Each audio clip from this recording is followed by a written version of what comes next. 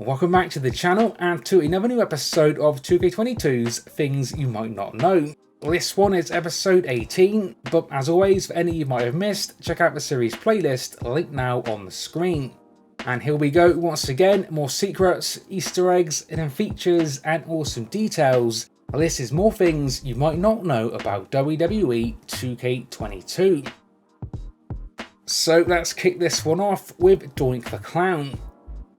Now, as we know, Doink is probably one of the best DLC names we've had featured in terms of details, as we know he features a bunch. But another detail and another thing that you might not be aware of is that he also features his own unique reversal. Because at times when reversing a punch, Doink will counter it into his very own low blow. Now this one is just a visual and is not going to get you DQ'd, but still visually a pretty awesome counter.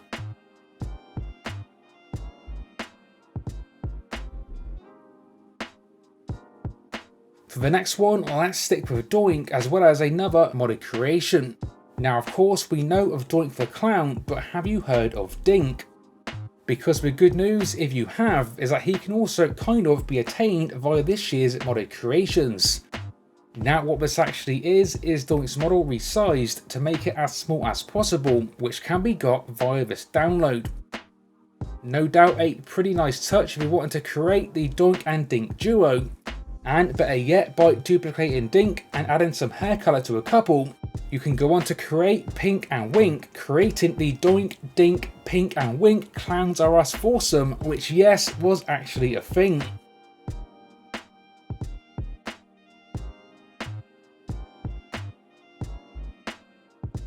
So previously in this series we have featured a bunch of Fiend details, which for the most part are leftover assets from his original inclusion in the game. Another for that list today, and possibly the last one for the Fiend, is another winning scene for Wyatt. This one a brand new victory motion for the Fiend. This one as always can be attained by this year's community creations.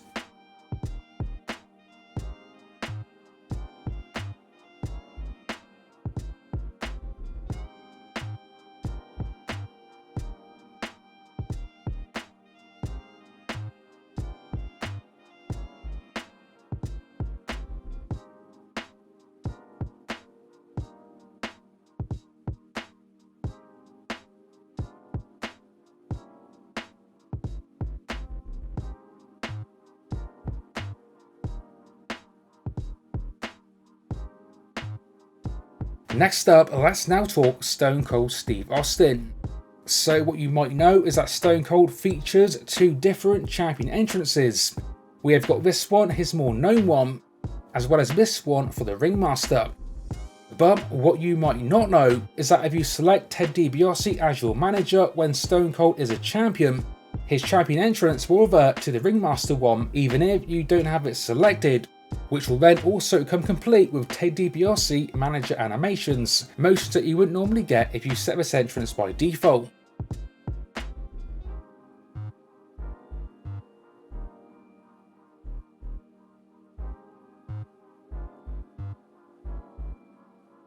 Sticking with the $1 Million Championship, as another awesome detail is that at the start of a match in which this championship is on the line, it will feature its own set of exclusive audio.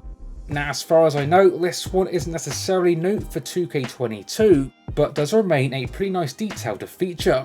Can you believe it's been almost 3 decades and WWE is still yet to sanction the $1 Million title? What a travesty. Hey look, Jack Tunney had a full plate back then. It's been left back at Ted DiBiase's estate for years at a time. A high-profile match here tonight might finally make this title legit. We'll just have to see. I cannot get over the fact that I'm in the presence of the $1 Million Championship. Do you know the amount of security detail that comes with that title's travel arrangements? It's a small army. Well, then the challenger must be feeling lucky that he only has to get through the champ to own the title. Well, I mean, only one man truly owns the $1 Million belt, Byron, and we know who that is. Anyone else just has it on a loan. So love it or hate it, as you probably know, in this series we have featured a bunch of rival commentary. Now even though at this point this kind of stuff isn't necessarily a secret, what it is an awesome detail, which is exactly why we feature it. Previously, we have focused on start of match audio as well as end of match audio, but another awesome detail is that for some rivalries, it also includes audio when the superstars charge their finishers, as well as generally mid-match. Here is a short compilation of some of the best so far. Let me know if you know any more that deserves a mention. Hitman might be here in that HBK tune soon. A possessed Kane, hell-bent on annihilating his brother. The Undertaker looking to crush the soul of Kane. Doink looks ready to give the King a royal send-off. McIntyre incurring the wrath of the Almighty. You can sense the intensity rising between Cactus and Vader. The hardcore icon and the Mastodon know there's no room for fear. They must be ready to accept their fate. These men founded DX together. Michaels was a mentor to Triple H. Now HBK is looking to destroy the game. Byron, how does the teacher defeat the student? Shawn Michaels is a once-in-a-lifetime athlete. HBK needs to use his athleticism to combat against the power and evil intentions of Triple H. I agree that's Michael's best route, but don't think the cerebral assassin doesn't have a plan of his own, and that's to target Shawn Michaels' back. Well documented that Shawn Michaels' back kept him out of action for years. If Triple H is successful in attacking that area, HBK's extensive arsenal will become useless. Kane has performed the purest, most disturbing acts of evil on his brother, The Undertaker.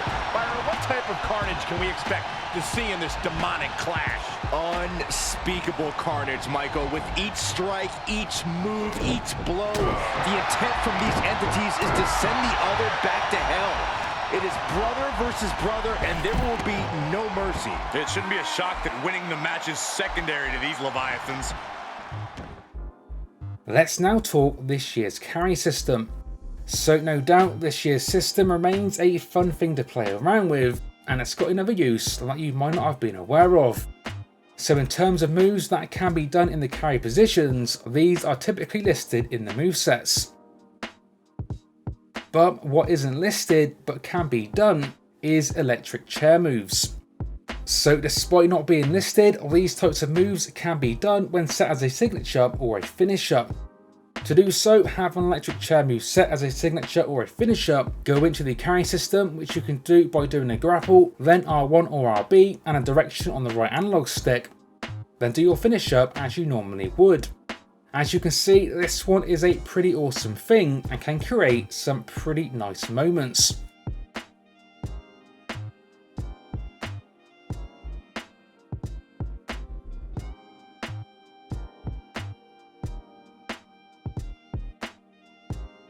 And sticking with the carry system for the last one this episode, as we're now covering alternative carry moves in combo with the environment.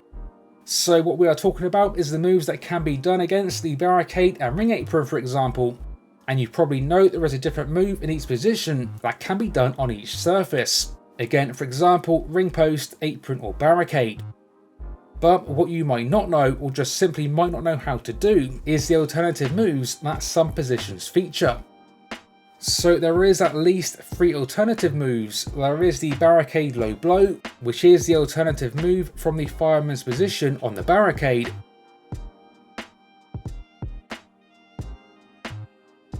There is the gorilla press slam on the ring apron, which is the alternative fireman's move to the apron.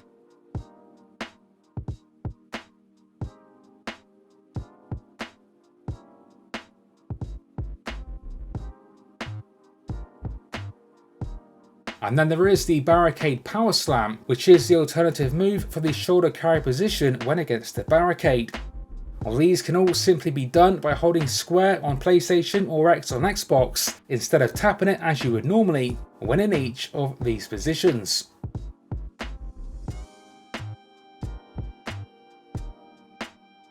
As always, share in the comments any things to cover in the future. Stay tuned for more like this coming to the channel soon. And until next time, this has been 101, and I will see you all on the next one.